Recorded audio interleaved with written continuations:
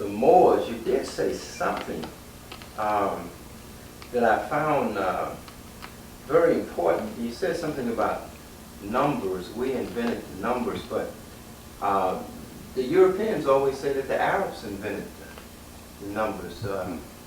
Isn't that what they say? Well, sure, yeah, we've heard that. But the reality of it is that numbers have always been around us.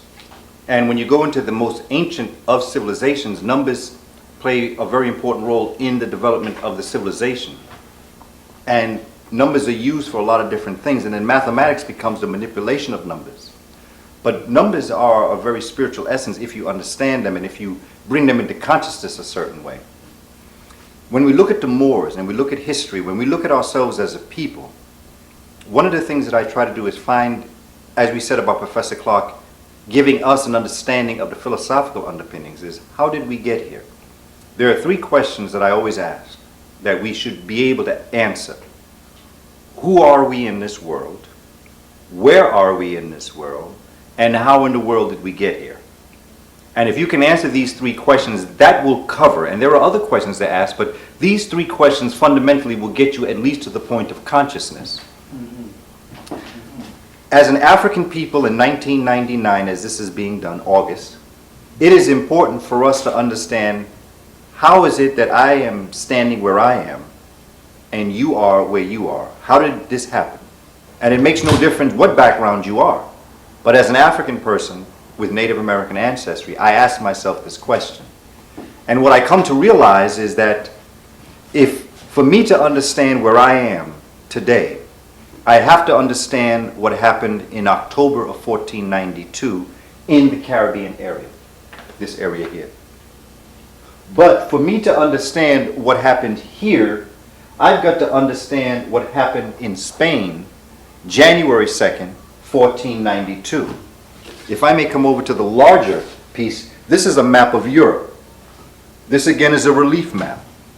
I purposely have this slanted because this is a larger version of Al-Andalusia, or Spain and Portugal, but this is it on the map here. Let me see that again. This version here. This version here is this here. The Pyrenees are here, the Pyrenees are here. So the top of this right here is basically right here. And then here come the Pyrenees, and then here comes Spain, and Portugal is over here. As you can see, this is the same place. There's no reason why this should be different. But because of the nature of what happened in this part of the world, there are different changes, but the language structurally is basically the same, but there are differences basically also. To understand what happened here, January 2nd, 1492, you have to understand the Crusades. And to understand the Crusades, you have to understand the Moors. So to look at the whole thing, backtracking it, to understand who we are, where we are, and how did we get here, you have to understand the Moors. Because from 710 AD, there comes an event that changes history. Because had Africans not traveled from the northern part of Africa into Spain and Portugal, bringing with them first and foremost, they brought soap. Second of all, they brought what we today call alcohol, which, well, they called it alcohol. We today call it alcohol. Because Europe was dying at large numbers through the Black Plague, or the bubonic plague. I didn't even tell you why they call it the Black Plague. And what the Moors did, what Africans did over a period of a couple of centuries, was brought the remedy, the prescription, that would heal them, and then set them on a path to destroy the world that came in and save them. And it's important that this make a step-by-step common sense, and that there is no emotion tagged into what it is that I'm saying, that this be, it can be passionate but not emotional. Because there are things that I'm going to say that some people are not going to like. But it's important to say it so that we can understand the predicament that we are in today. And I encourage you, first of all, let us look at certain books that might be of great interest to you. The first book that I'd like to draw your attention to is the book that was edited by Dr. Ivan van Sertima, a brilliant book called The Golden Age of the Moor. It's a very good book. It's a very important book because what I like about Dr. van Sertima is that he brings the greatest minds together and forms essays on themes and topics. This one happens to be the Moors, where he's brought a great deal of talent. And there's a lot of talent here, but there's one particular brother that I tend to quote a lot, and I want that to be understood that much of my quotations come from Dr. Jose Pimienta Bey, who is a brilliant brother who has brought a lot of knowledge of the Moor to us. And much of what I have studied comes out of many of the pieces that he has developed. Because before we get into other books, we really have to start with our own. Because once you're grounded in an African perspective, then whatever they say about you is understandable. Because from this book, I then would encourage you to get the book that Dr. Joseph Ben-Jochannan is always talking about by Dr. Stanley Lane-Poole, called The Story of the Moors in Spain. This is a very good book. This picture, by the way, is the one that stands in the Philadelphia Museum. This is the one that you may see a lot of pictures of. This is a Moor, and this painting was done in Spain. So this brother, if you want to really get to it, he is Spanish. Spanish in the original sense of the word. He is a descendant of the Moors. And that's what the Moors look like. I know so many brothers look like that. The next book that helps you understand the vast trade and understand the underpinning of the Moors. The Moors had to have had a working knowledge of the world for them to be able to create the kind of trade that they created. You cannot be trading in materials from distant parts of the world if you've not been to those parts of the world. You can say that it was brought in, but chances are, if you're dealing with it, chances are you brought them back or somehow bought them from someone, but the trade obviously was being done by the Moors. So the Moors obviously had a golden trade. They were not just a people, they were a people with a civilization and a trade in place. And it's important that once that's grounded, then you can understand why they would have done the things that they did. And then, of course, the next book that I found very interesting was a book entitled Spain, a Land Blighted by Religion, by Joseph Lewis. That's another very interesting book that will give you some more information on the Moors. Now, from these four books, just in the Golden Age of the Moor alone, there's such a large encyclopedic reference library that if you wanted more information on whatever area you wanted, you'd find it here. So these four books are a strong foundation for us understanding who the Moors were, where that word comes from, and all of the confusion in terms of Arabs. There's no such thing. Arabs don't really exist as a people. The Arab people are a combination. In fact, I don't even call them Arabs. I call them Afrabs, because the nature of being an Arab means you have to be African. Just like in terms of being Jewish, in the sense of the ancient word Jewish, the word Semite. There's no such thing as a Semite. I'm a Semite. African American's a Semite. Semite means mixture. Semi meaning the mixture, the semi.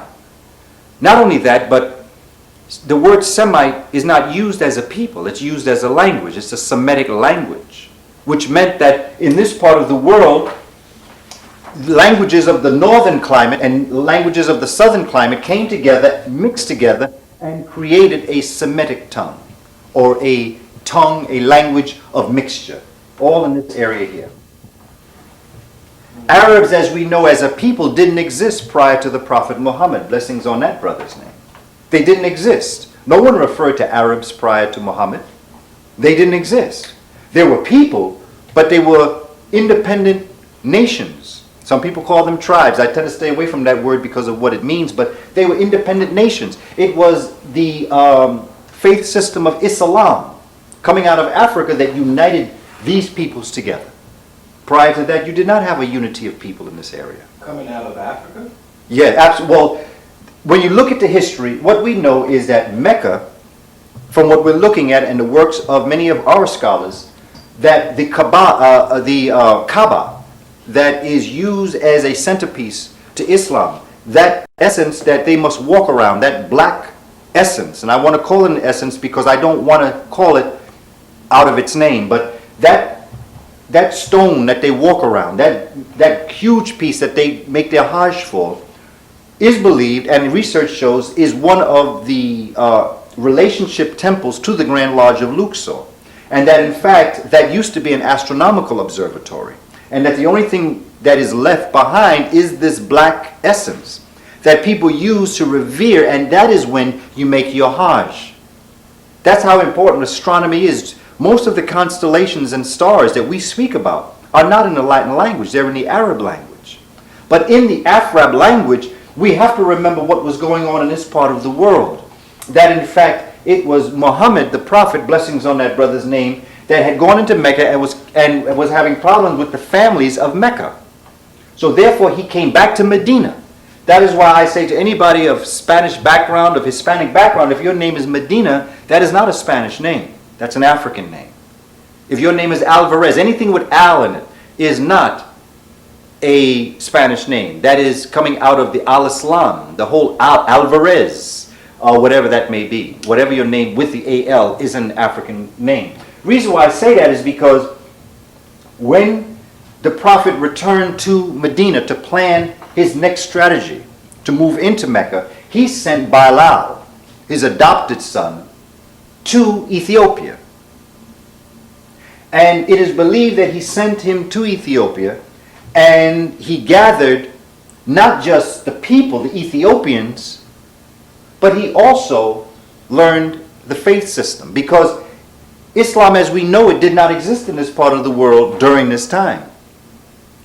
Not only that, but Islam really as a faith system in this area developed after the Prophet's transcendence. But in this part of the world, there was a lively faith system that had mixed the Amen priesthood with the Aten priesthood. The Aten priesthood being what Judaism came out of, and the Amen priesthood is what Christianity came out of. There were groups of African in this area that decided to take the best of both, put it together, and in the mountains and ambas of Ethiopia and Sudan, they developed this great faith system that Bilal came into. He learned it, he stayed with them for years, and when the Prophet called forward his son to return, to go on together to Mecca to take it, Bilal brought back thousands of Ethiopians with this faith system that Muhammad then adapted. Now, I know people don't like to necessarily hear that because we create myths around people, and I'm all for that, but I'm a historian. And I'm a student of Professor Clark, and it's important to separate myth from reality. And the reality of it is that the Islam that we know of today is indigenous to the African continent. So it is not like Islam was brought into Africa. The reason why Islam was so accepted in Africa was because it was an African thing from the beginning. The same way with Christianity. The reason why Christianity was accepted was because Africans knew when they saw this new faith system coming back over, they said, wow, I know we taught you this, but it certainly didn't look like this when we taught it to you. It came back differently than when it had come out of Africa. But all of these faith systems came directly out of this. However, they returned back into an ancient time. Contemporaries of the ancient Kemites in this part of the world, even going back beyond that, there is a piece that Professor Dana Reynolds talks about, where she talks about a group of Africans in the ancient world known as the Garamantes. The Garamantes are in fact the ancestors to who the Moors would be, who Hannibal is, or who Hannibal was, and the Africans in this area, who the Phoenicians were, who the Carthaginians were, or the Carthadas peoples. All in this area here came out of an African group known as the Garamantes. Mm-hmm. And they were African people, African language, indigenous. Absolutely, and there was no distinction between the Kemites, no distinctions from the Nubians, no distinction from the Monomotapa Empire. There is a cultural unity in Africa. Much of what we are experiencing today is a rewritten version of what the Western world would like us to believe. When we do our research for ourselves and we build upon our own structure what we believe, then things will change. Dr. Wade Noble says correctly, power is the ability to define someone's reality and have that person accept that reality. Mm-hmm. What they have done is that they have told us who these people are, and we have accepted their definition. Mm-hmm. We have not accepted their definition. We are defining what we see through the work of our own scholars. And it's not just one person, because I'm not the kind of person or the type of teacher who depends on just one person to say it. I'm the kind of person I need to see 3 or 4 other people say it, maybe not the same way, but somewhere along the same lines. There is no question that the Moorish empires were all African, and if you wanted to see what a typical Moor looked like, go and see what someone from Senegal looks like, because one of the major nations that came out of the Garamantes was known as the Zenaga. And this is something, again, that the golden age of the Moor will bring out. And the Zenaga, linguistically, are the Senegal. So if you want to see what a Moor looked like, look at a Senegalese person. And if you don't know a Senegalese person, go find a picture of a man by the name of Dr. Cheikh Anta Diop. Even Alex Haley's ancestors, coming from this area of the world, the Senegambia, they will be what the Moors look like. Not necessarily Alex Haley, because he, of course, being an African American, might be impacted by other cultures. We're dealing with the original cultures. Kunta Kinte was a Moor. That whole system here, these are the Moors in here. And it's not surprising that you would see Ghana, Mali, and Songhai coming out in the Middle Ages, or what's so-called 1211, because you have the whole nations already here. And please don't tell me that Afrabs came here and built the University of Timbuktu in a couple of hundred years, when we already know that this knowledge taught in Timbuktu was in Africa for thousands of years before the so-called Arabs had even come out. Their northern part had come out of the mountains, of the Caucasus Mountains. So we know that this information, Timbuktu had every reason to exist long before Islam. In fact, I would dare say that it was Timbuktu and other places like that in Central and West Africa that gave birth to the whole Islamic thought. That then would lead to the conceptualization of the faith system. So it is indigenous to this part of the world that Islam would come. And not better or worse, it's just that's where it originated from.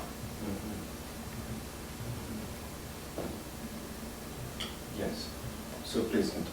Okay, so you have these Garamantes, you have the civilizations that are growing and developing, you have the Nok culture all here, although they may not be what's involved up here, but you have civilizations throughout Africa. So there's no reason why it would be a surprise that they would be able to do the things that we're about to talk about. There's a great deal of intrigue, but let's just go back to Egypt. Let's go back to Kemet, and let's start with the Greeks in 332 BC. That come in, and because of the way in which Cambyses in 525 and the Persians treated the Kemites worked with Alexander to expel the Persians. The Greeks come in and set up house. But they can't exist, so in 30 BC the Romans come in and take over. Were Greece ever a nation state? Why do they say that Greece never became a nation state? Because the same reason that the Arabs never had a real nation state until they were unified around a single thought.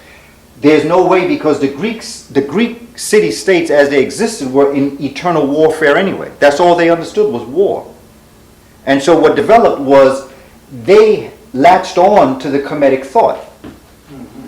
But the Kemetic thought was never really theirs. So they never really had a true ownership of it. So they were never able to amass into that working unit because they never really created anything here in their homeland, because much of who and what they were occurred in Egypt. That's right, they moved their capital. Yes, and Rome did the same thing. And here in the United States, we've got Memphis, Tennessee. And we've got Cairo. All of these come directly out of these concepts. They moved their capitals here. And every major nation from the beginning until this very day has studied in Egypt, including Hitler. That's why he had the eagle or the bird on his hat. That's where he got the swastika from. That was an Egyptian symbol that balanced the yin and the yang, the male and the female, the law of polarity. He took that to be a symbol of this new white supremacist nation that was about to rise and take over the world. This was his balance. Was the Urugu balance, man with man, not realizing that the perfect union is the male and the female. But see, when you're on that white supremacist mentality, you think things that are out of nature. And so this is what he was. Every nation has looked to Egypt, because Egypt's climate allows for things to exist for long periods of time. That's Egypt's secret. It's so dry. When you get into inner Africa, you get the rainy season, you get the monsoon, all in this area here. Very difficult to preserve things over thousands and thousands of years. Yeah. But in Egypt, you have the ability that dryness of the land keeps things in place, whether it is paper, whether it is stone. You don't have the wearing away. In this day and age, although we believe that there was great floods in Egypt at one time, thousands of years ago, in contemporary Egypt and going back to the Pharaonic period, there was an open sky. This is why you see Africans traveling north, Because as they moved away from all of these, they tested astronomical ideas, but as they traveled further north, Kemet became, or Egypt became the center point because they could see the skies better because there were no clouds, no rain.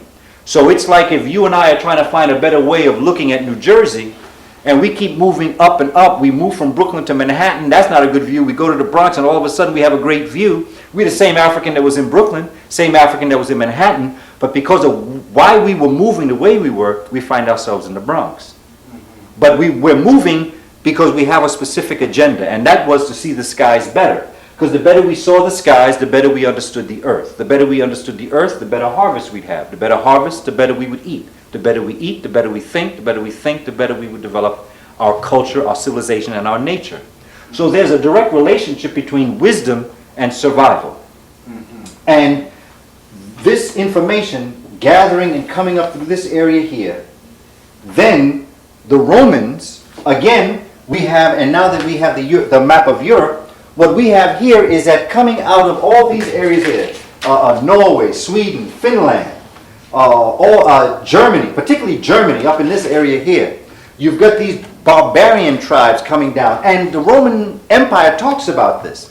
The Roman Empire talks about these northern blondes that coming down, they're dirty, they're ill, but they're very violent. They have no culture, they are offering nothing. These Germans, these northern Germans, are the ones that come down beyond the mountains, go through all this area here and start taking over. This is when the lighter complexions start coming, because even here you don't have so many people who are that light complexion. So you have all these people coming across, and then finally they come down into this area. The Visigoths and Vandals are traveling west. The Ostrogoths travel east into Italy. So the Ostrogoths are who the so-called Othello is doing battle with in Venice. What period are we talking? Well, right now we're talking about anywhere between 332 and 525 AD. We're talking in the 500s now. This is when Spain is being taken over by the Visigoths. The 525s, the 530s, going even further, beyond, give or take decades. I'm afraid of dates because of the nature of the politics of dates. But we do know it's after 332 AD, and we know that it is the cause of the so-called fall of the Roman Empire. Not only because of its own internal destruction, but because of barbarians coming through and destroying everything that are in there, that's in the line of sight. Now, and then they find themselves down here in Spain. Now point out the areas that had civilizations, you know, in Europe at this time that had buildings and culture and religion. You really don't have too much of that. We're talking about European Dark Ages. And the Dark Ages is the ages that Europeans don't like to look at. They don't like to remember that when the Moors in 710 crossed over into Spain, 99.8% of Europe was illiterate.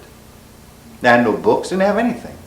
Because remember what's happening, the Roman Empire is destroying all of the Kemetic knowledge, first of all. The Catholic Church is destroying all sorts of documents. They're destroying the fundamental civilizations in the places that they come to.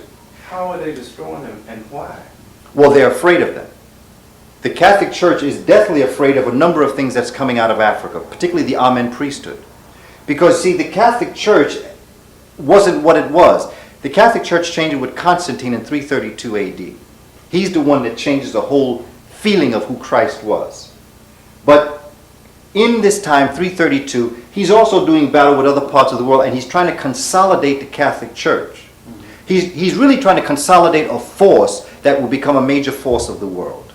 So what he does is, since he knows he can't beat Christianity, he overtakes it, he usurps it, and he changes the definition of its central cult figure, Jesus the Christ. And he changes Jesus the Christ from a supernatural, extraordinary human being into a human being that is God.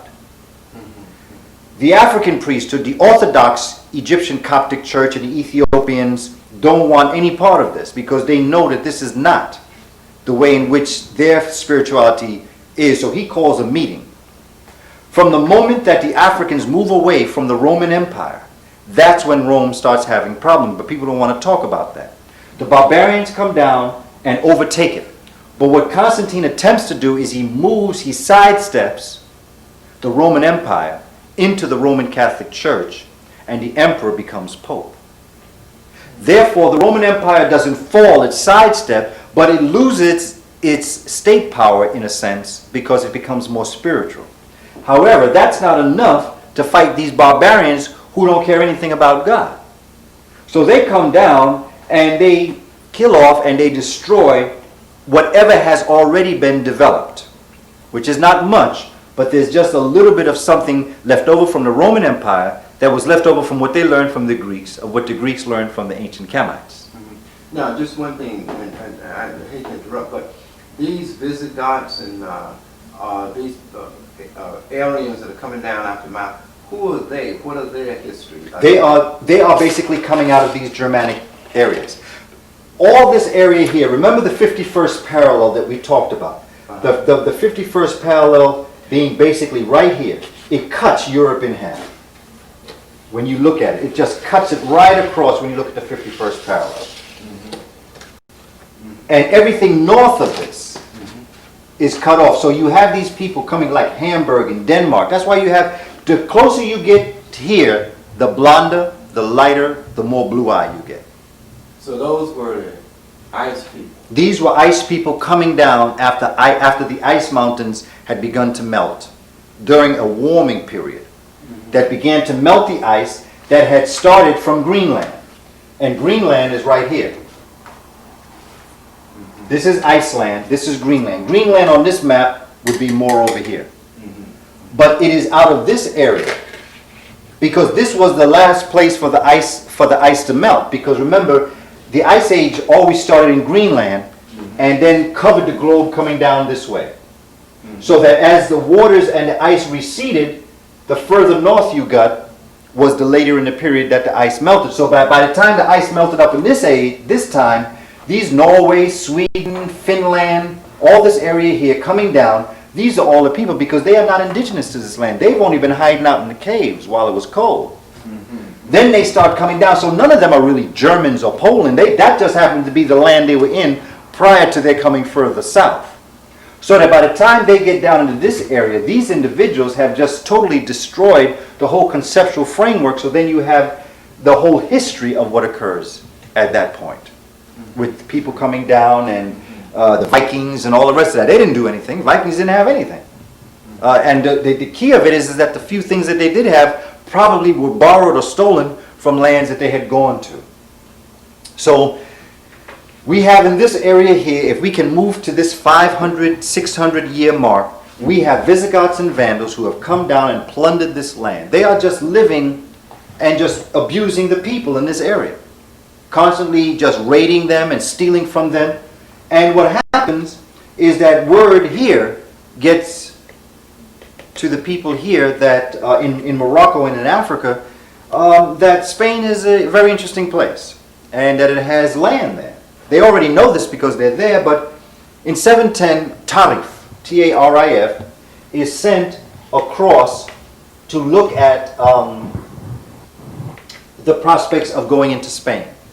He comes back down, and in 711, he comes back, he speaks to his general Tariq, and in 711, Tariq and groups of Africans with some Arab translators move across and take Spain. And for the next couple centuries, battles ensue where Moors are literally going across this area into France and even impacting other parts of Europe, but not in large numbers. What's interesting is that we see that by the 1200s, we see Africans coming back, and again, a lot of this has to be researched. This is not written in stone. But what we find is that Al-Andalusia, or Moorish Spain, is bounded by certain things. And again, I encourage you, in The Moors in Spain, is where Dr. Stanley Lane-Poole talks about the boundaries of what would become the African Europe. And what he looks at is what is known as the northern boundaries is what is known as the Montañas or Sierra de Guadarrama, in this area right here. going across to what is known as Coimbra. That's the northern boundaries of Al-Andalusia. And then they use what is known as the Ebro River to be their northeast boundary. And they come down the coast, across all this area here, come across, and that becomes Moorish Spain. Right there. This is Moorish, this is Spain.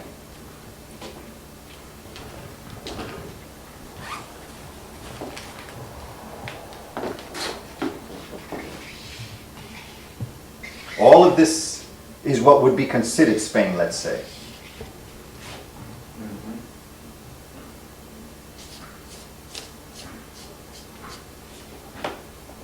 You see? Now here would be the dismantling. Aragon, Castile. Ferdinand and Isabella, they marry and then come down into Spain. Come down where the Moors are. Now, why is it like this? Why would these mighty Moors travel so far through Europe and then come down and settle here? Europeans will tell you that it's because of Charles Martel, who was a relative of Charlemagne, who was a warrior, and he was quite a warrior. Charles Martel, no question, he was a fantastic warrior, there's no question. Didn't have morals, but he was quite a warrior. But the key is that when you look at the topography, the land of Europe and Spain, you'll come to realize that here would be most natural why you would have this like that. Look at these mountains. See, this is what the relief map does. It allows you to see. Here's the river, there's the Ebro. At the same time, here are the mountains. These mountains that are in flat form, these are the mountains right here. You see? So you could see easily.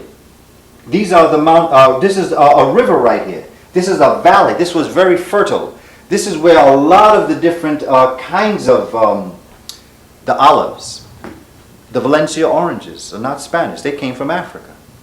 All kinds of fruit and vegetables that we today think come from Spain. The olive oils and all of this, they come directly out of the African impact, the Moorish impact on Spain.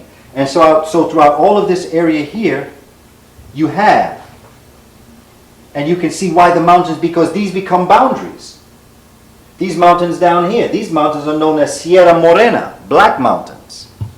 And Moor, of course, Morena, Moor, of course, comes from the concept of black. But this is what eventually,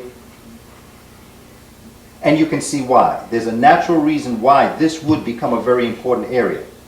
And that is because this is where fruits and vegetables grow. When you get up into this area here, this mountainous area here, all this area here, you can't grow too much here. It's very cold, very damp. When you get down out these mountains, it's beautiful. They describe the weather here in its greatest times as wonderful, why you could grow things. So actually, the reasons why Africans, they say Africans retreated. Africans did not retreat to this area. This was the area that was reminiscent of home. And who would want to live in the cold and in the mountains and in the damp? Why would you want to live in a place you can't grow the kinds of things that you can grow in here? So it's important that here and in Italy, look at the olive oil. Everything that Spain is known for, Italy is known for.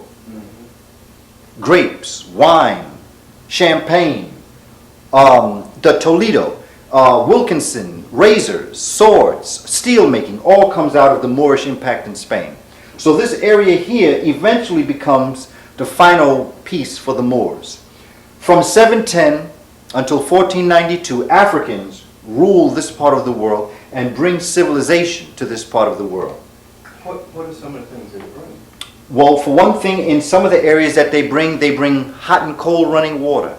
One of the most important things that they brought a number of things, but one thing they brought was corral, where they taught Europeans how to put animals in corrals instead of having them run through their homes. That's why we have chicken pox today. Because Europeans used to have chickens running in and out of their homes. The Africans say, you don't have animals in your home. Animals stay outside. They're in a corral or they're in a chicken coop. But that's where animals belong. And so the Moors brought the concept of separating humans from animals. They also brought ideas of building. There was actually a city in Cordova that ran for miles, lit by lights, lamps. So this is some of the things. They brought all sorts of different kinds of technology to this part of the world, where Europe for the first time began to eat foods that they never ate before, to see people that they never saw before, to learn languages they never knew existed, but most importantly, there were pathways of the world that they learned through the Moors.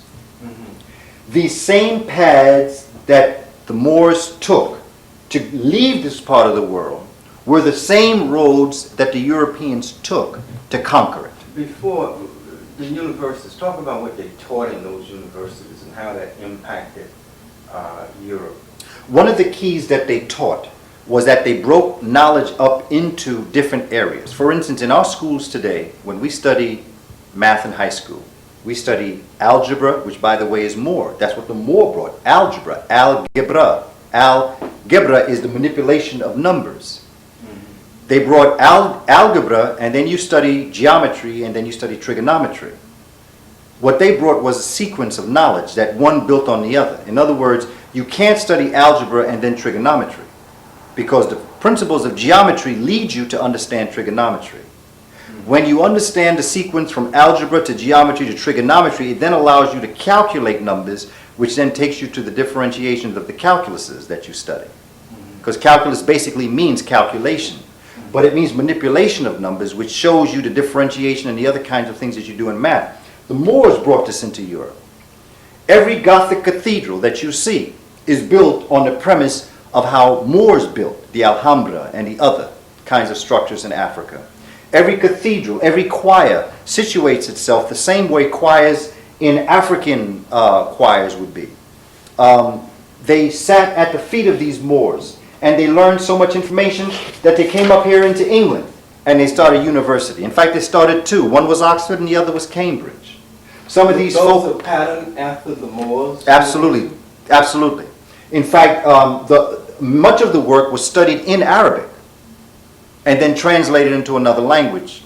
There were kings in Spain. The Alfonso kings were very good at translating. In fact, many of them converted to Islam just to get the information so that they could move up in terms of understanding the intellectual capacity of the Moors.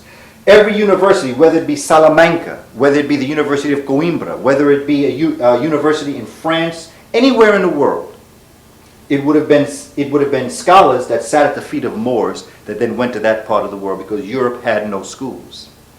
Oh, Europe had no schools? No, had no schools. Not only did that, but they were not literate. They could not read. There were no books. Everything that had any sense of intellectual growth had been burned or destroyed because the Catholic Church was against knowledge. Now wait a minute, hold on. They had no schools, the Catholic Church was against knowledge? Yes, well that's why Copernicus couldn't talk about what he had done until he was dying. Because he was afraid that if he would have dared tell the world that in fact it wasn't the earth that was the center of the solar system and that it was the sun, he would have been murdered.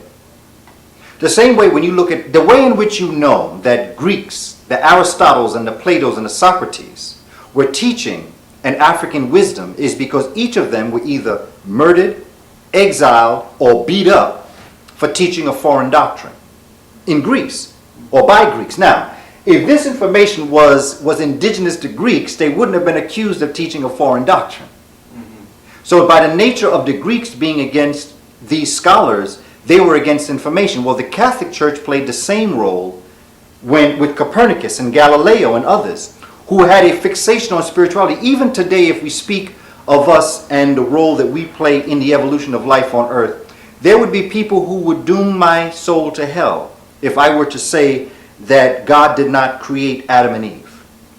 There are those that would have very serious problems with some of the perceptions I have of their faith system, because they are so ingrained in their faith system that any information that goes against that bothers them. Well, the same was true with the Catholic Church back then. They did not want schools. They wanted two things, CC, same thing they want today, control and containment of the masses of the people. That's all they've ever wanted. So basically, the Catholic Church wanted to suffocate intellectual growth, so that for you to look at astronomy and to look at the sky and begin to fathom the sky then threatened the spiritual power of the Pope.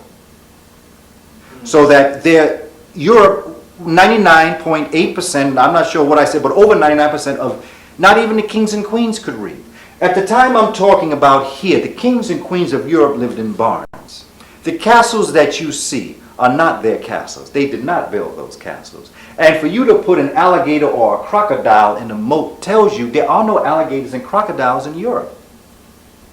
So where did the alligators and crocodiles come from? The same way when you see a lion outside the library, or you see a lion on the shield of a crusader, like Richard the Lionheart, there are no lions in England.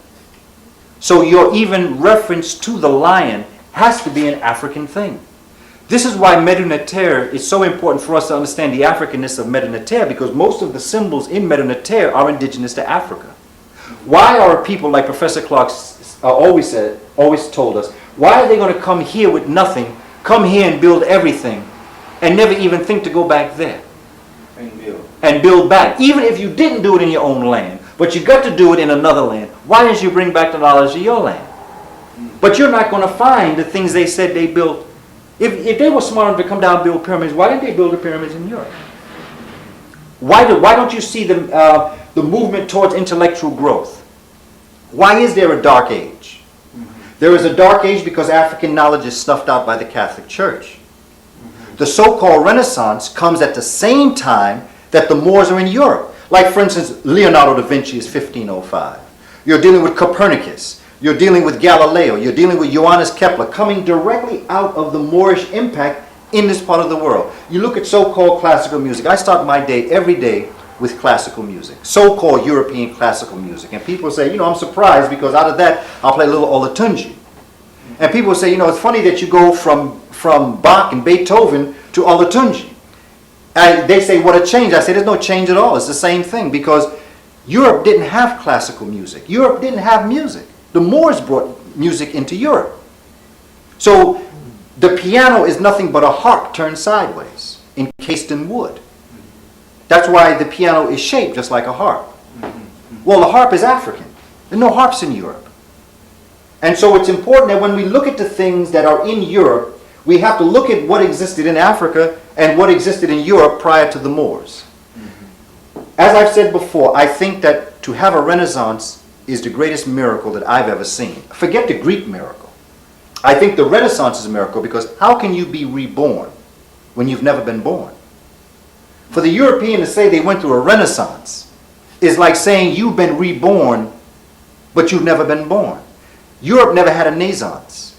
What's the naissance? A naissance is a birth.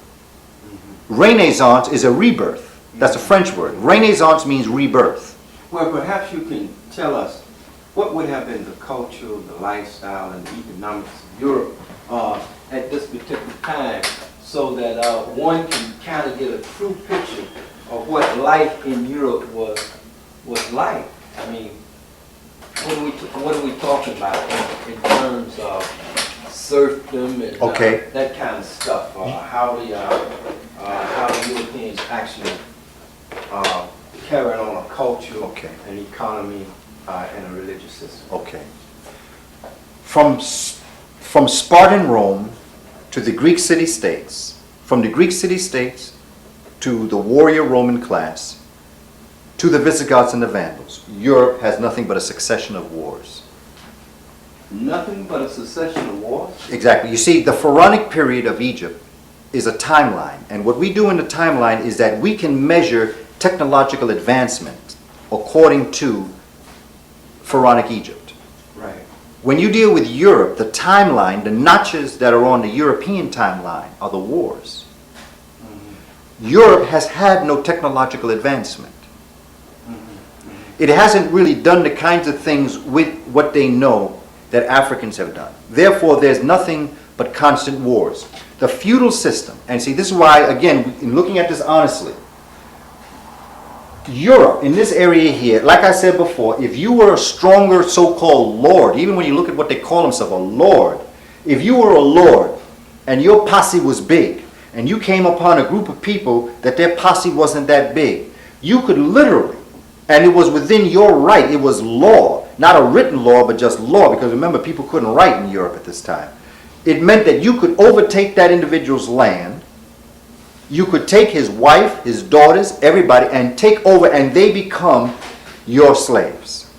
And what you do is you superimpose on that land an unorganized slave system, which becomes a fundamental way of life or a law that you have a right to do this. Now, when you say an unorganized slave system, explain it. I mean, there is no written law that you can actually say, this is why I can own you. This is why I can tell you. What says that you can say it is that I'll kill you. So, the bottom line is only the strong survive. And now if a stronger lord came upon that lord, they would take the land. And then pretty soon this constant taking over of the land is, and individuals, to safeguard their valuables, would keep their valuables in the castle with the lord, which became their bank. And pretty soon the lord would give them a paper receipt telling them that they had a certain amount of valuable, and that's what became money. In their mindset, you see, Africans use practical things for money, things that you could use. But paper is just a receipt. So the Lord would get your valuables and merely give you a receipt. And the reality is he was protecting your wealth against the other people that were coming in. That was the concept of banking. And so how were the people? The people were mistreated. They were abused, raped, male and female. They could do whatever they wanted to with whomever they wanted to, and it was the strongest. And then, of course, the generals and the sergeants and all the people within the ranks of the Lord's structure, they could do what they wanted to also. There was no law that protected you. That is why when the Moors came through, the great majority, including the Sephardic Jews, gave arms, told them where the Visigoths were, in fact, aided the Africans to defeat the Visigoths and the Vandals. And I needn't tell you how they conducted themselves when you just look up the word Vandal. They were called Vandals. And we call criminals Vandals, so that's who these were. The Moors, remember now, they have disorganized slavery. The Moors have organized servitude. In other words, when you were in working force of someone that was above you, you were not a slave, you were a servant. It was not a legal system, it was a social status. You were a human being. You were allowed the right to a hearing if you had been transgressed against, even if it was by the so-called person that was over you. When the Moors came into Europe, what occurred, which we would really have a problem with later on, is that the first slavery was white slavery. Talk about that. White folks sold their people to the Moors the moment they saw Moors coming.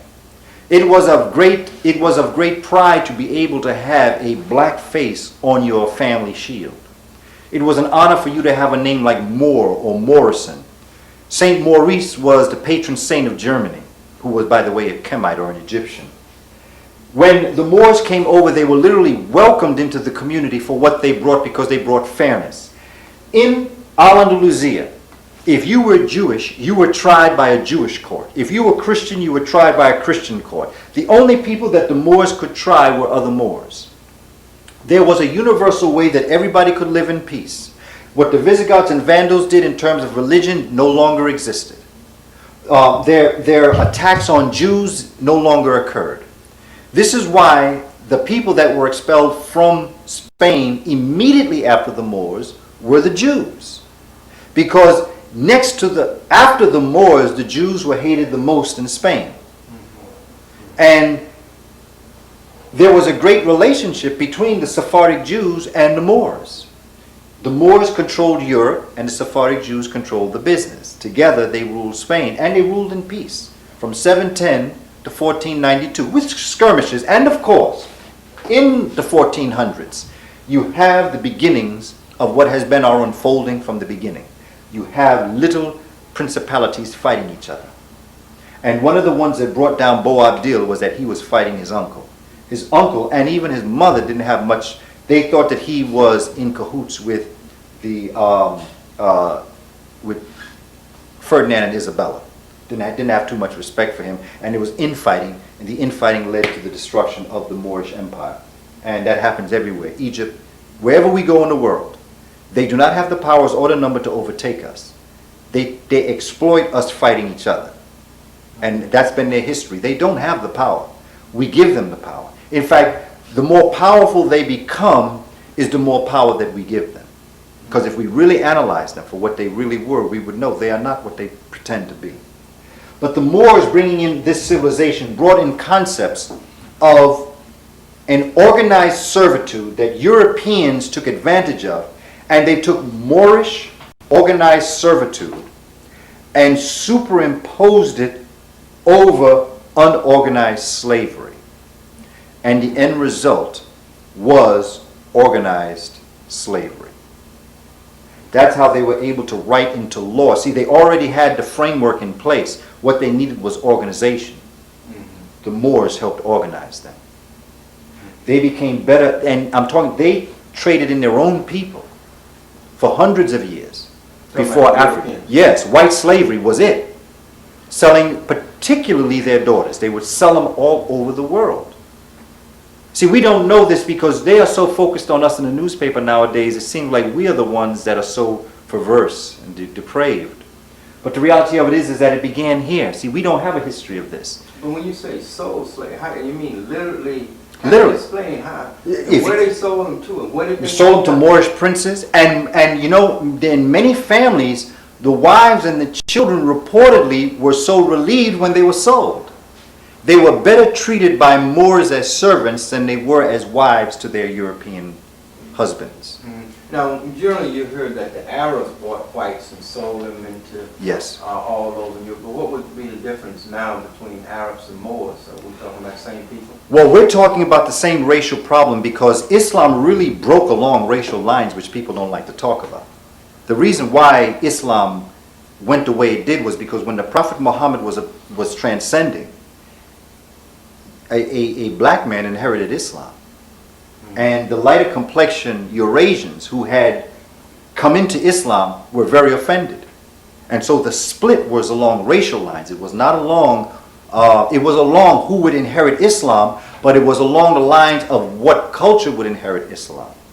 And again, this is why we have to be careful. Because it's important to understand that in this part of the world, all up in here, today we call it Israel. Yesterday it was called Palestine, but the day before it was called Canaan. The Palestinians, who are Proto-Aryans mixed with Africans, traveling across this area, coming down into Israel, they murdered African Canaanites the same way Israel is treating them. It's important that when we look at the history of this, that much of and I'm not even going to say Islam because it's important to separate the faith from the people. Every Arab isn't a Muslim. It's important for us to know that. Arab doesn't mean a religion. It is a mixture of people. And Arab is equivalent to African American, to Puerto Rican, to Jamaican, to Haitian. What makes you what you are is the fact that you're mixed with something. That's what makes you an Arab. That's what makes you a Jew. A Jew is not a culture. A Jew is a faith system. It is a learned pattern of behavior that people learn to behave in a certain manner. The evidence that it is not a culture is that Muhammad Ali was born a Christian. He now is a Muslim. Sammy Davis Jr. was born a Christian. He became a Jew. Anything that you can change can't be culture. Culture is something that no matter what you do, you will be it no matter what.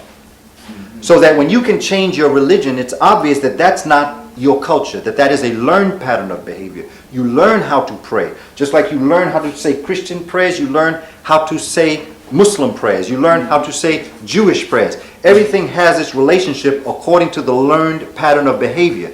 If you could change your pattern of behavior, it cannot be culture. So as we develop this philosophical underpinning, it's important that we be grounded in a common sense approach to this. I am a Muslim. I am a Jew. I am a Christian. And the reason why I am all of these is because I know there is a oneness of spirituality that comes out of an African reality.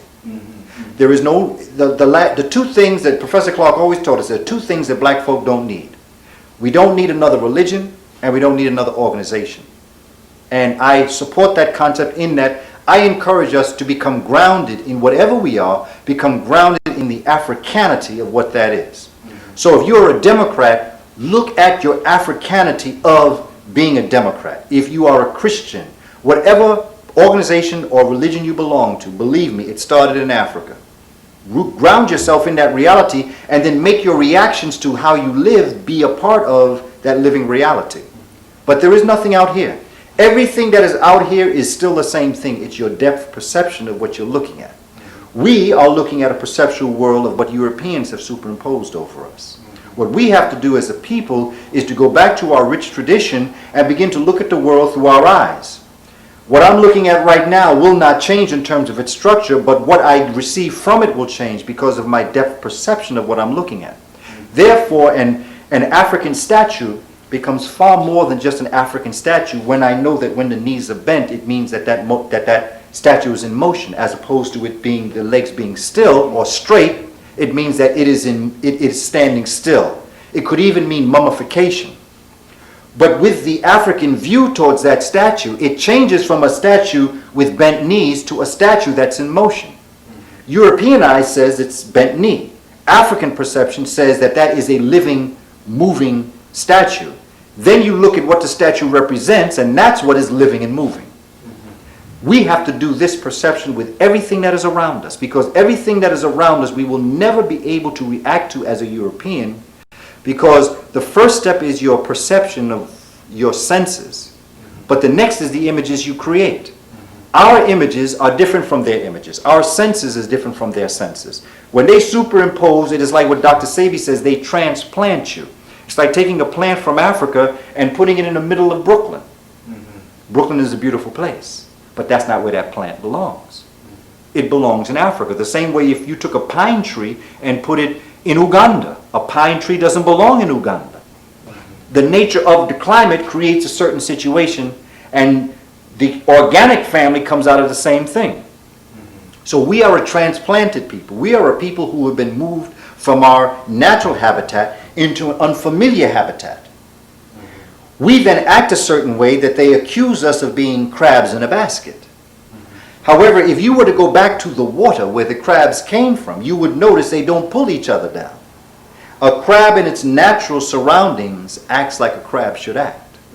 An African in his or her natural surroundings acts as an African should act. We act unnaturally because we are out of our natural environment. If we return back into our natural environment, if you go to Africa, you will not hear Africans calling their women bitch, or an African equivalent to that word. You will not hear African sisters calling that man down the block under the baobab tree my nigger, or a word equivalent to that kind of mindset, because in natural surroundings they are who they should be. In this surroundings, unnatural to us, we are who we should not be. In fact, in acting the way we act, we are being very natural. If we acted any differently, it would be unnatural, because we're in unnatural surroundings. What we have got to do is ground ourselves in our Africanity and view the world from that perspective. When we look at the role that the Moors played, we clearly can see that another piece that comes out very interesting in this piece when he talks about the different civilizations is that Western civilization prides itself on being built on Aristotle's model of democracy. Of course, they don't tell you that in Aristotle's model of democracy, 85% of the population was enslaved, but they don't talk about that. He wrote slavery into his democracy. Who really had democracy were the ruling elders and the Senate and all the rest of that nonsense. They were the ones that were equal. Everybody else in Greece was slaves, but they don't talk about this. Aristotle's model, there were a number of philosophers, African philosophers. Again, you will find it in this book. Ibn Sina, who is known as Avicenna, and Ibn Rushd, who I believe is known as Averroes. These two philosophers and others, but these two, if I can point out, they were the ones that introduced Aristotle to Europe, because Europeans couldn't read Greek. It was the African Moors with their wealth that traveled across the globe for centuries, collecting ancient Sanskrit or Indian writings, Kemetic writings. And there's a book by Thomas Goodwin and Rafiq Balal. It's called Egyptian Sacred Science and Al-Islam. That book itself is such a profound book. It just, what it does, it compares Kemetic legacy with Islam. And it will make comparisons like, for instance, with Hagar to Hathor or Hetheru. It'll make comparisons between Ma'ad in Islam, M-A''A'-D, with Ma'at in Kemetic legacy. It will make relationships with netures. Like, for instance, one thing I found out was about Rabs. Rabs in Islam are like the netures in ancient Egypt. They're like the Orishas. And this comes out of the African concept of the intermediary between God and humanity. The Rabs, of course, is where the word rabbi came from. Rabbi itself, of course, is meant to be, you have to understand, Ra-Ba. Rabbi, Ra-Ba. Ra being the energy of the sun and Ba being the spirit of breath. The Ra-Ba was the combination of both, which brought life, but encapsulated in the human, made you a divine person, which made you rabbi, which created the Rab. All coming out of the African tradition. This is our history. This is why I say when we look at the world through our tradition, if you're Muslim, stay Muslim. But just understand your Moorish impact. Understand that Islam came out of Africa, came out of the Moors, came out of the rich tradition of Africa. And if you want to, and forget about what I'm saying. What I encourage you to do, go back in history and look at life at the time we're talking about here.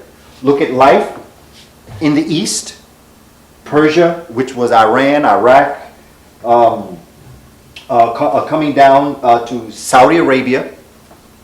Read the book, by the way, The African Presence in Early Asia. Read the book, The African Presence in Early Europe, again by the dynamic scholar, Dr. Ivan Francesco, who brings essays together, which gives you a lot of perspectives towards a theme, which allows you to see it much larger in his perspective. I'm sure he could edit everybody's book, but because he makes essays, he gets right to the point. So all of his books in terms of the African presence all around the world, you'll see the relationship and how the Moors had to have been what brought the Renaissance in place, because it is here that bringing the knowledge of all around the world, Sanskrit, Mediterranean, ancient America, going into all sorts of parts of Africa, bringing this information here and then bringing it into Europe, developing the universities, and then it's spreading across the world.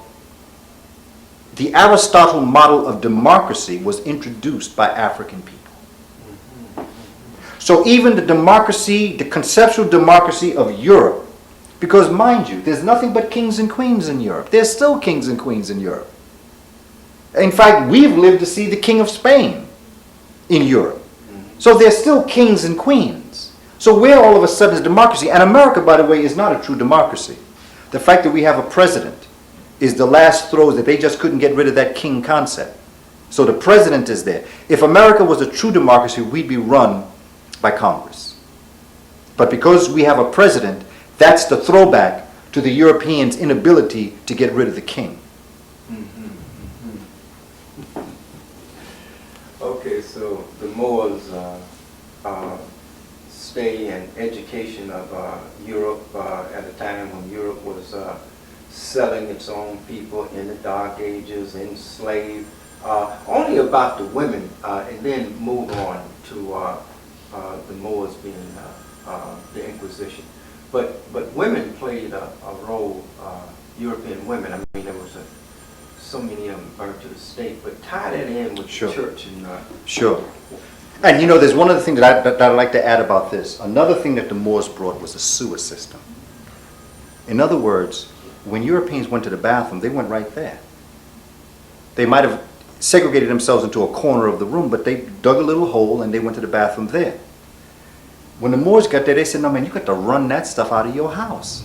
So what they did is they started the sewer system that would run drainage through the house down into a segregated area of the community, that all of the waste, all of the garbage, everything was channeled down in that area so that it was not within the compound. So think of the structure of the mind of the African, understanding, okay, you put animals in corrals and coops, you put your waste in a sewer system, You have hot and cold running water.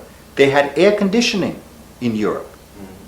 By the way in which they built their house, they understood waves and the way in which the earth was structured, so that, you know, there are some places in a house that you go that you might say, I always go in there because a cool breeze runs through there. Well, the reason why is that if you had studied the way in which your house, where your house was built, you would know that by the nature of your surrounding environment, a cool wind passes through a certain way. If you open up one window and a door, the wind will go at a particular time. The Moors understood this direction, and that's what air conditioning was. We're not talking about the air conditioning necessarily in the kind of boxes that come out at us. That's artificial air. What they developed was a natural cool air. They would in fact build fans and shutters so that the wind would blow. The same way a sail will go, the wind would go. They would build it in the house so that you could just be in a house that was totally air conditioned. And there was a number of things they could do, but I wanted to add that because this adds a fundamental thinking process, and this is what Professor Clark was so helpful to developing me, is the common sense approach to this. Because when you're dealing with someone whose life is meant to confuse you, you need someone who can set you straight. And Professor Clark's approach towards teaching gave you a philosophical underpinning. It grounded you in why you needed to know this, what you could do with what you knew, and what would happen after you knew it. As a people, we have got to get a philosophical underpinning to our nation. That philosophical underpinning should be the Moors. I encourage my brothers and sisters in Islam, whether it be the Nation of Islam, whether it be the Islamic movement of our brother Deen Warith Muhammad, whatever Muslim you are, I challenge African people to study that language and to begin to look at some of the documents and to translate them. Because you will find that many of the translations are going to be the kinds of translations that will be equivalent to the Shabaka stone. They will tell certain things on a metaphoric level that we have not yet come to grips with. So I'm encouraging, there is a lot of things that we can do to make this better. But let's go back to the Christian church and let's go back to women, because it's interesting that that is one of the problems that the Eurasian Islams had with the original African Muslims. And that was the treatment of women. In Al-Andalusia, Al meaning spiritual, Andar in Spanish meaning light, luz is light. So what they were saying was that Al-Andalusia, they were going to build a nation that walked in a spiritual light. That's what this nation was meant to be. And here, women were free. There are documents showing the jobs that women held equivalent to men. It shows the monies they received, the compensation they received equivalent to men. Women owned land. Women had title. The Moorish women had every right that the man had. They were leaders. They were warriors. The problem that the Eurasian Muslims had was that they couldn't get rid of their control and containment of their women. That was a very serious philosophical point that Muslims had, and another reason why there's such a schism within the nation, according to how the women are treated. So, and then of course the Catholic Church having almost having a totally negative feeling towards the woman, building her to be the cornerstone to the fall of man. I could never understand that. I could never understand a sister talking a man into doing something and the woman get punished because the man is weak. If I were God, I would have busted the man. And I would have given a lot of respect for the sister for having the ability to persuade. And I would want to bring her on my side since she had the power of persuasion and the man was nothing but a follower. So even in the story itself, it blames someone, but it makes the person that's exonerated weak. And it rewards the weak and it punishes the strong. That sounds like a fairy tale to me. It is a story that the Moors couldn't accept. Another problem that the Moors had with Christians and their Eurasian Muslim brothers and sisters was that the Moors didn't have faith in God. They didn't have a belief in God. They knew God existed. To have a faith system puts you on that precarious tightrope that if swayed either way, you could lose. Africans would never have lost faith in God because they knew God existed. You only lose faith when you don't trust that something is going on. So when the Moor would present himself to God, they knew that, well, in fact, they called it adoptionism. Adoptionism was the concept of this supernatural, extraordinary human being that by the nature of his/her relationship with nature, not only knew God, but came to realize and become conscious that they were God. And they acted like gods.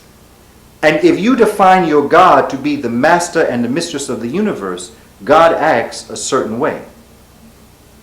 That's how they treated each other. They said, and this is in the book by Stanley Lane-Poole, he said that when the Moors were driven from Spain, Europe has never been the same. That if the Moors had been allowed, let's just say somehow or other, Ferdinand and Isabella, instead of attacking the Moors, had somehow of a working relationship that they decided, okay, but let's just work together. This world would be totally different. If, instead of destroying the Moors, they made the Moors a major part, they would have been able to develop a civilization that today doesn't exist. Why? Because it is recorded through Dr. Van Sertima's work that after 1492, and in coming to this part of the world, that there was a bishop by the name of Landa who burnt thousands upon thousands upon thousands of Native American codices. Codices are equivalent to Egyptian papyri. Papyri is the plural, codice is the plural for Native American. Codex is the singular, papyrus is the singular. So one codex is one, let's call it a book or a script. Bishop Landa, out of the Catholic philosophy, burned thousands of books that had been written by Native American peoples on health, nutrition, science of all kind, mathematics, the Maya, the Olmec, all of these civilizations that brought all this wisdom together. Again, from Dr. Van Sertima's work, looking at the role Africa played in this area and the coming together of these two people. Bishop Landa destroyed the works of the Native Americans in the West, while Bishop Cisneros was destroying the Moorish texts. There was a day that in Granada they took over 300,000, and again I'm afraid of numbers because it could be much more than this, it could be less, but it could be more, texts, and they put it in the middle of the court, and they put all of the texts on fire because they said they were books of the devil because they were written in Arabic and they were probably Qurans. Burned them, and today they celebrate the day of the bonfire. And that's what they're celebrating when they celebrate the day of the bonfire. This is celebrated in many Spanish-speaking countries today, but we don't know this. We don't understand our culture and our history. We celebrate the destruction of wisdom and knowledge, not realizing that it's probably why we have cancer today. Because chances are, had those texts been preserved, many important medical documents probably would have saved a lot of lives today. So the relationship that they had in terms of wisdom and knowledge is deeply in the tradition of Europe. The Catholic Church, in destroying the works in the East and in the West, destroyed what would bring forward civilization. And today we have their inability to decipher information. And so now we have nuclear fission instead of fusion. Nothing wrong with fission in its place. But fission takes the uranium atom and it splits it. And it contains these split atoms contained in a particular area. And if detonated all at one time, this fission creates a mighty explosion.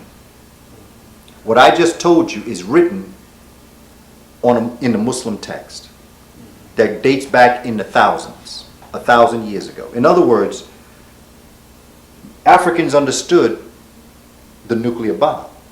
They understood the power of nuclear fission. But they also had a great respect for nuclear fusion. Fission is when you separate the nucleuses.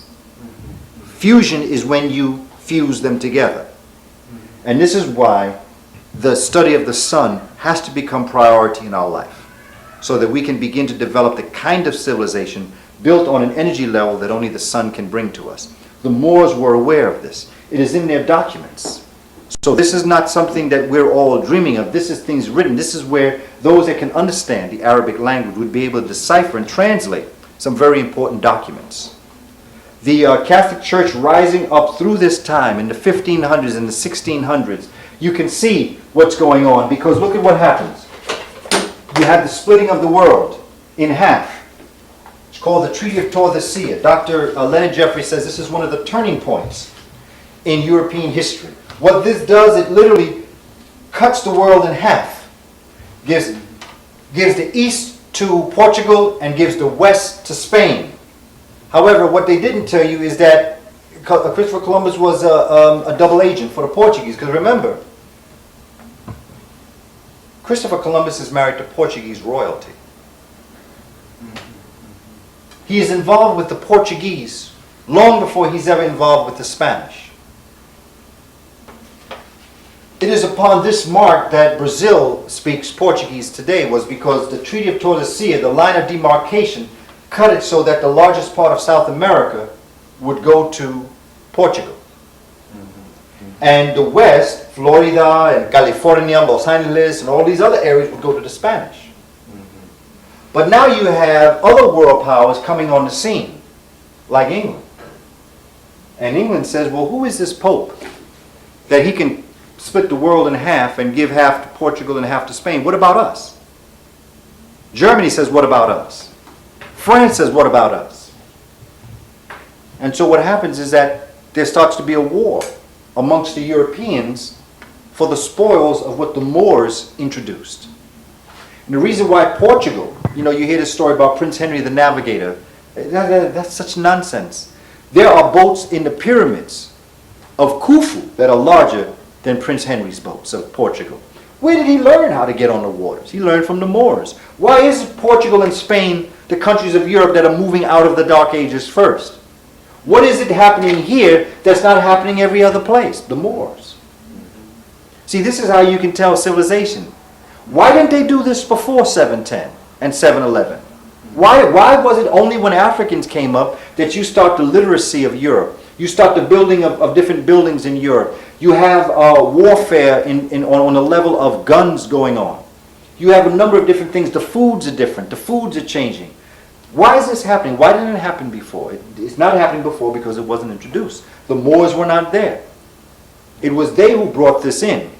These individuals get mad, and then pretty soon they go to war. Now, Prince Henry, this story comes down to us that he broke away from the church because of the selling, and Calvin breaking away from the church, creating the Protestant movement.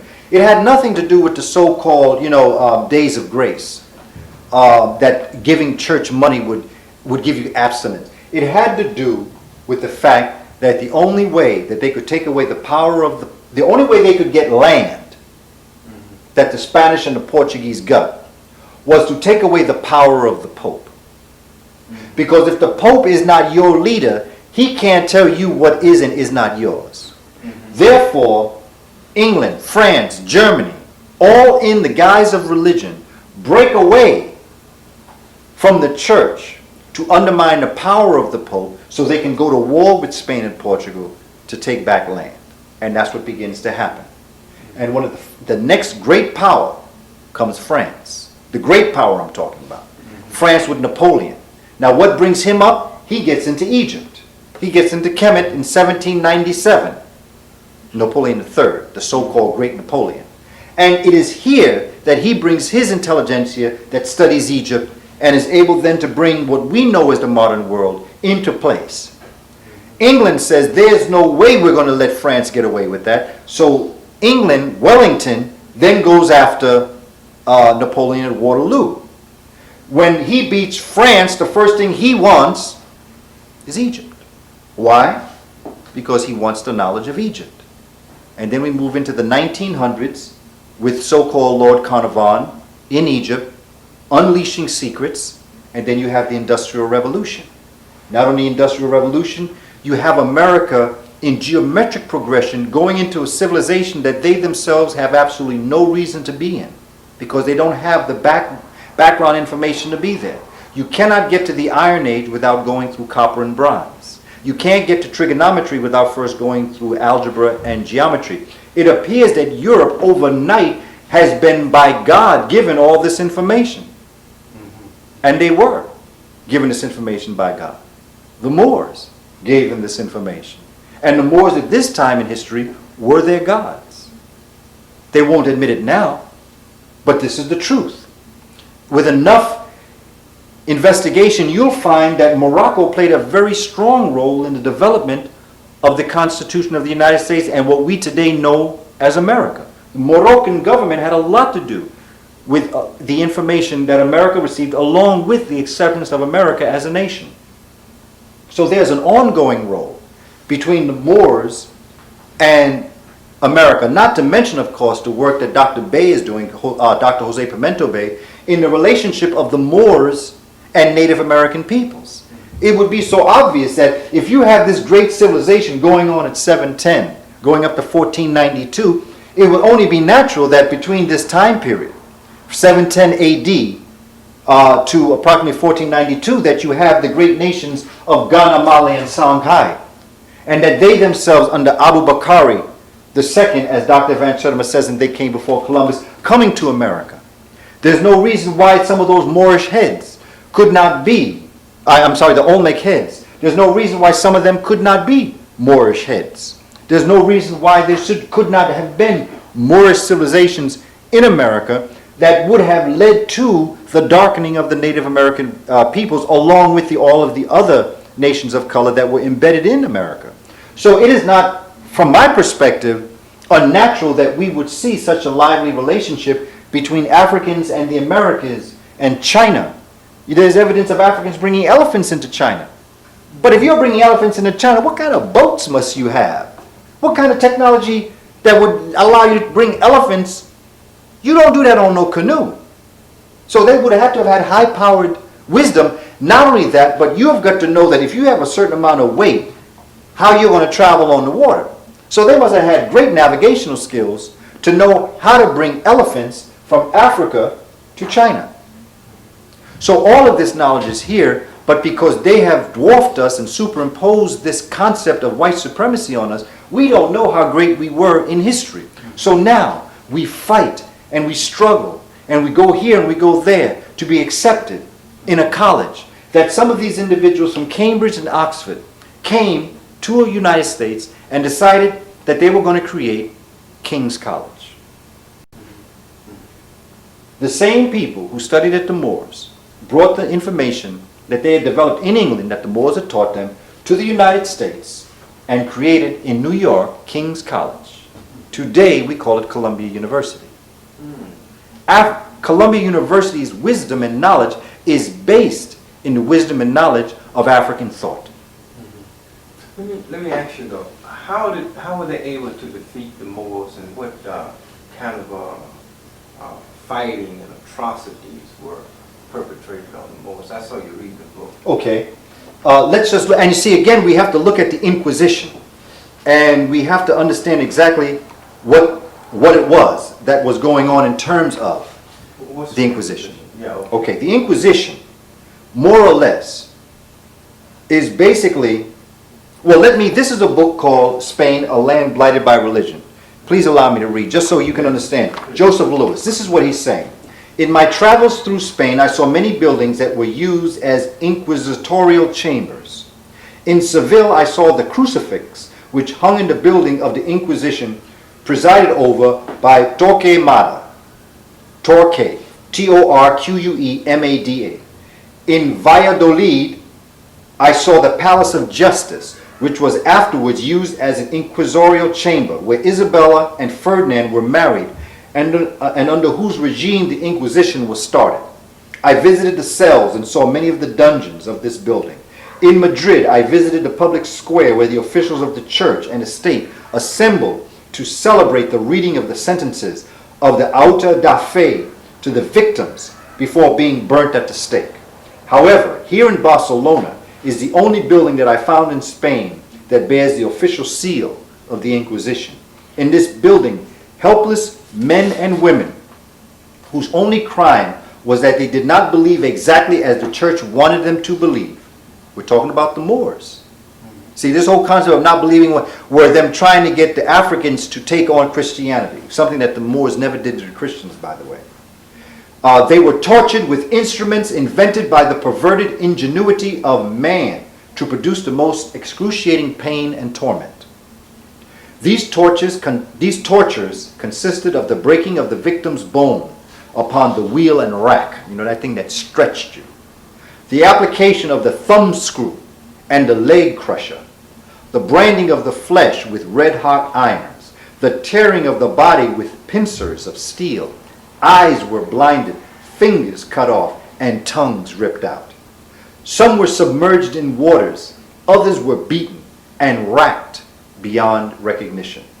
All this was done to make them confess to the crime of heresy, which, by the way, is the precursor to burning women at the stake, witch hunting. That is, to the unbelief in the religion of those who were torturing them, that they might be taken to the public square and roasted to death. During the period of the Inquisition, nearly 300 years, it has been reliably estimated that more than 1 million victims, and I'll add the word Moors, were roasted to death, tortured, and killed.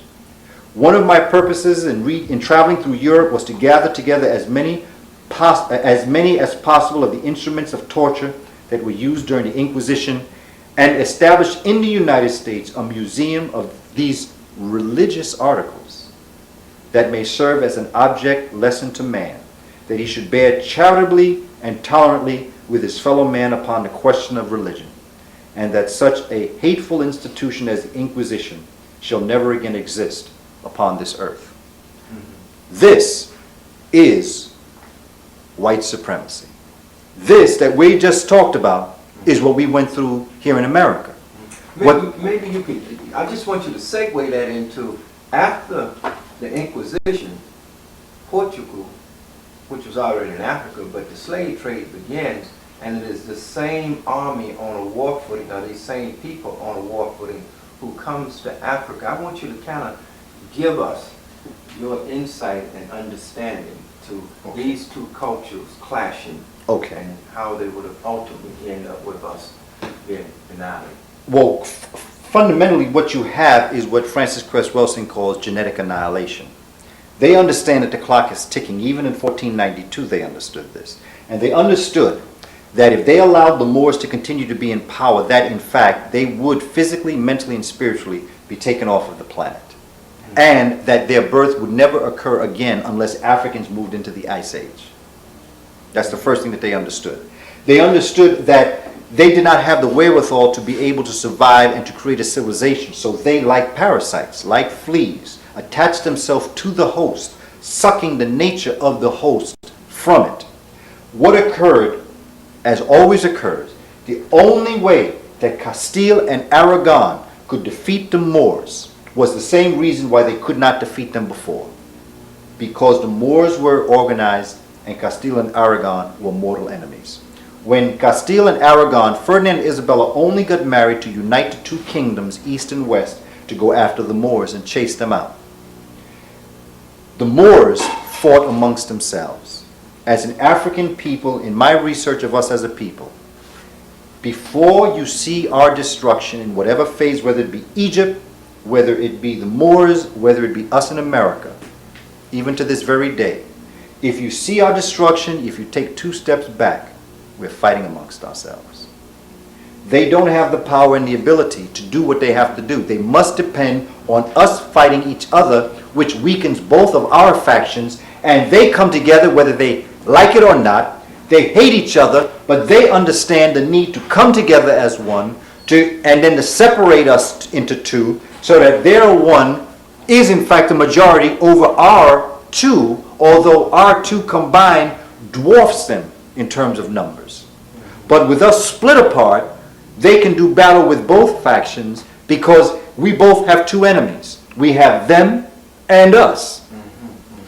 They only have 1 enemy, and that's us collective.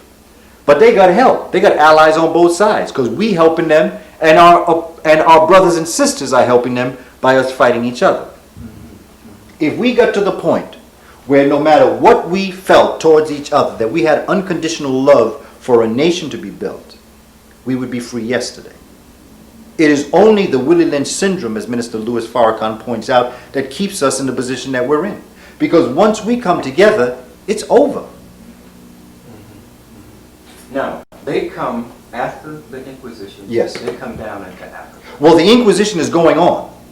The Inquisition is going on simultaneously. And what's also happening during the Inquisition is that they are moving Moors off of the land. See, this is another thing that we have to be aware of in terms of our history.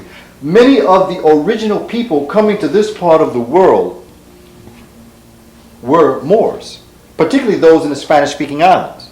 In fact, in Puerto Rico, they have a celebration during the third week of July that they call the celebration. Well, they have three, but in July, it's called. It's dedicated to Juan the Apostle, John the Apostle, and basically they celebrate Vejigante. Vejigante is the Moor, but syncretism is like Santeria. Syncretism is like when we mask our true feelings, but we celebrate a white thing. It's like when you look at Santeria, it is based in the Christian faith, but it has African undertones to it. Well, the same is true when you come to this part of the world and the Vejigante. The Vejigante is supposed to be the Moor who goes around to the town and scares the children and the people. But the real thing was that the Moors weren't the ones going around scaring the people. It was a European that went around scaring the people. But for Africans to celebrate that in Puerto Rico, they could not make the European the evil one, so they made themselves the evil one, but they really were the metaphor for the white man. That's why they paint their face white, and they paint their face in different flavor, so that it creates a syncretism. It's a hidden message underneath what they're actually saying. So there's evidence of the Moors in the Caribbean, in their celebrations. And that's particularly in Puerto Rico, but it also is in the Spanish-speaking island. The first Moors were, in fact, the ones exiled off their land and brought to the Caribbean. That was part of the Inquisition, along with stealing all of the gold and all of the buildings and all of the other things that belong. They weren't really trying to make people into Christians because they just wanted to kill these black people.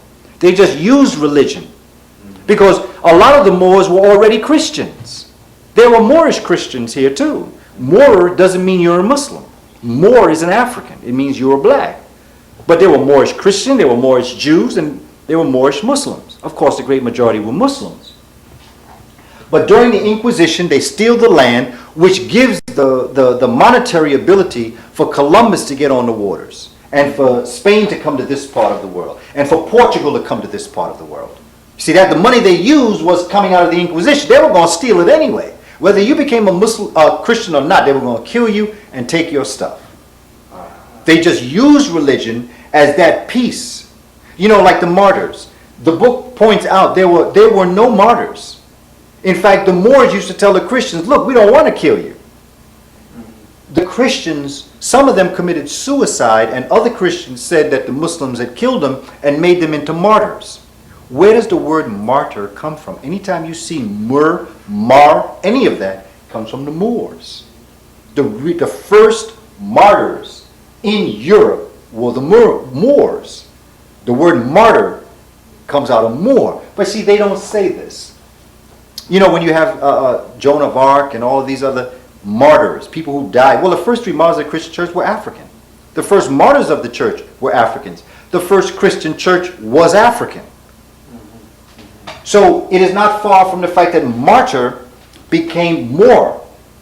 So there's no problem in seeing the relationship linguistically to martyr and Moor.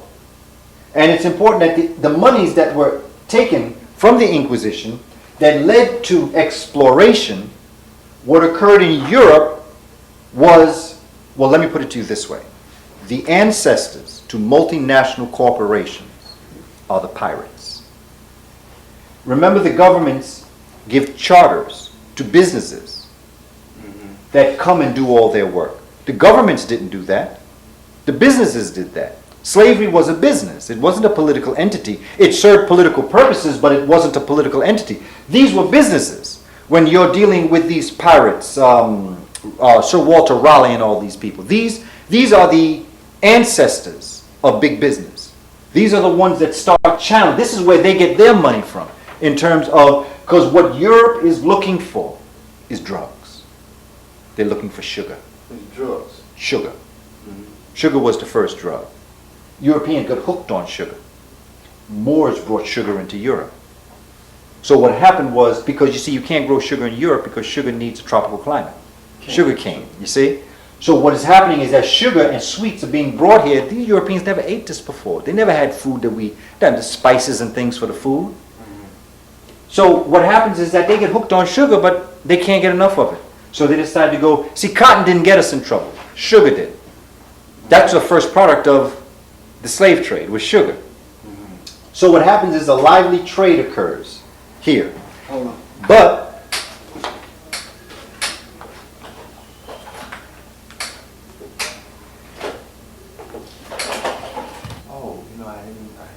no.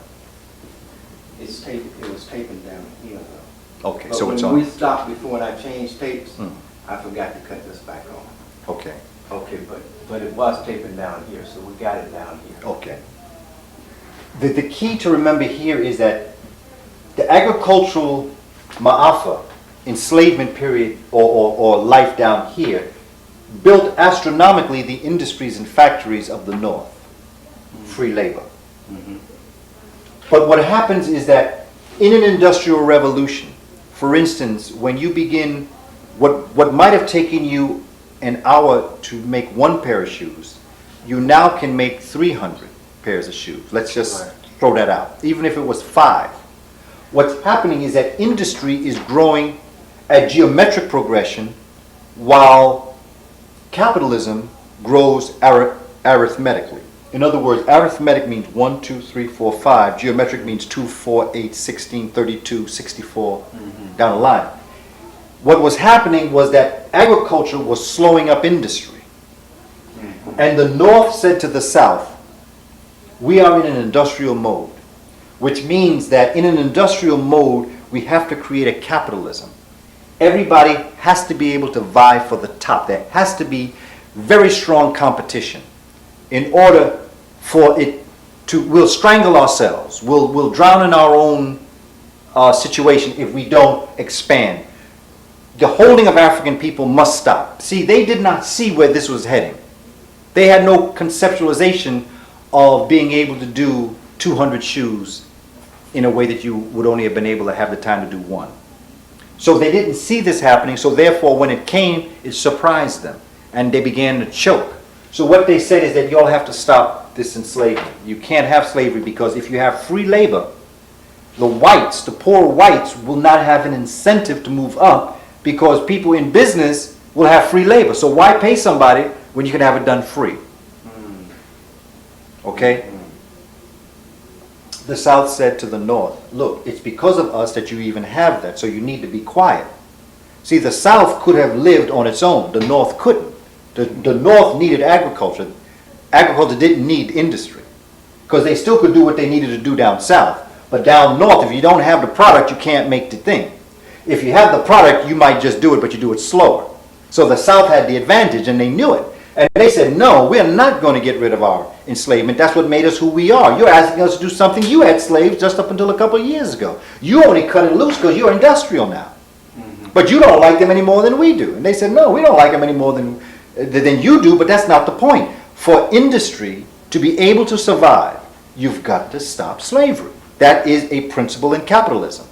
Everyone has to have the momentum. They said, well, what are we going to do? By the way, welfare was one of the answers to what they did.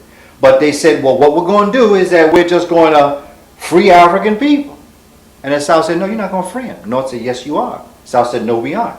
North said, yes, you are. South said, we're going to secede. North said, no, you're not. South said, yes, we are. North said, let's go to war. That's the Civil War.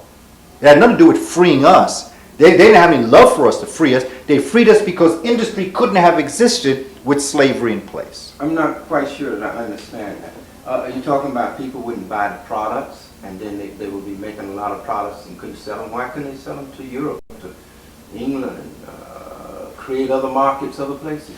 Because the fuel of the Industrial Revolution itself was the individual competing with other individuals. That's the image of the philosophy of capitalism. It's dog eat dog. And everybody's climbing up to that apex of the pyramid. That's capitalism. It allows anybody to be able to rise up in the society if you have the right ideas. Slavery, or the enslavement of a human being, like what's happening in America today. They're going to foreign places because they can get cheaper labor than they can get here. Right. If you could get free labor, even Hong Kong would be too expensive. So it breaks down capitalism. That's what's happening here in America. What's happening now is that there are corporations that are willing to let America fall because they're on an international level now. They can survive because they're international now. Before, they were just locally involved in this hemisphere. The world has become their employment opportunity now. But in a capitalist system, you cannot have free labor. You have to have the concept of competition.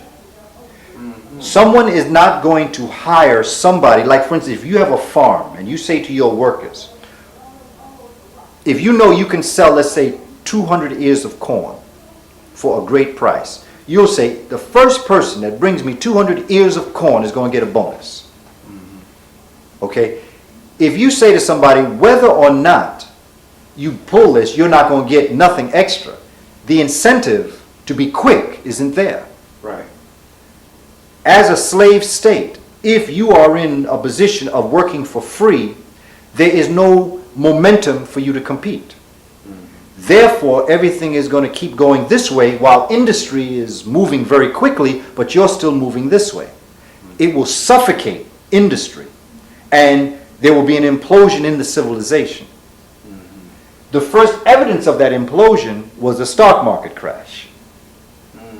You see, now again, look at the history that we've come. We've come from Egypt to Greece to Rome to the Catholic Church to the barbarians of the Visigoths to the Moors to Columbus to the Caribbean to America to big business to the American Revolution to the Civil War to Reconstruction to the Civil Rights Movement to where we are today. And it can be traced back, and in history, this is why Professor Clark said that history was the clock that people used to tell their political time of day, and it was a compass that they found themselves on the map of human geography, because history will ground you. And you can see yourself, and if you can see what got you into this position, you can see what can get you out. Because all you have to do is go back to the last step where you stepped off of Ma'at, and the first step is to unite together. In closing, Brother Booker T, in the few minutes that we have, we talked on the way down about sun and agriculture and the study of the sun having to do with a way out. Yes. We need a way out.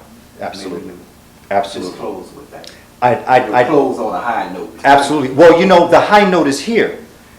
Freedom is not at hand, is not in hand, it is a process. I'm very optimistic about our future, but I'm very realistic about what we face towards that future. I'm not looking all gloriously and seeing great things. We have, as Dr. King said, we have difficult days ahead, but what the centerpiece to civilization, and I go back to a book called Hyperspace by a Japanese brother by the name of Michio Kaku, who has a radio program on WBAI, and he also is, I believe, a professor at City College of New York. To use part of his work that he writes in Hyperspace, he breaks civilizations down into 4 parts. And he says that civilization is based on where you receive your energy. In other words, energy gives a civilization the ability to build a technology. Whether it be a pyramid technology, a temple technology, a computer technology, whatever it is, it relies on the energy source. So he says that a zero civilization is a civilization who gets its energy from the earth, water, air, or wind, batteries. Everything is earth. Petroleum, which is oil in the ground, fossil fuels. He says that a type 1 civilization is a civilization that derives its power from the sun. Therefore, things that motivate your society, in other words... Type 2. I'm sorry? Type 2 from the sun? No, type 1. Oh. Type 0 is earth, Okay. type 1 is sun. All right. Because he believes 0, and I believe 0 is just the beginnings. It would be to the Dogon called Jiriso, the word on the front. Okay, it's just that basic earth. You're drawing your power, your energy from the earth. The type 1 civilization draws it from the sun. So therefore, if you have a solar dish where you can get your light, your heat, your computer run, your television cameras, your televisions, whatever it is, runs on solar, then you have an inexhaustible source of energy. That you can fuel your life by this energy. Not only physically, but mentally and spiritually too. You will become a sun person. Okay, so we're not just talking about the physical manifestations, but the mental and spiritual manifestations of this same energy.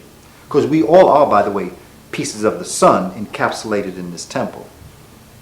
The type 2 civilization, after you got aware of the earth, you became so aware of the earth, you then tapped into the sun, our sun, Ra.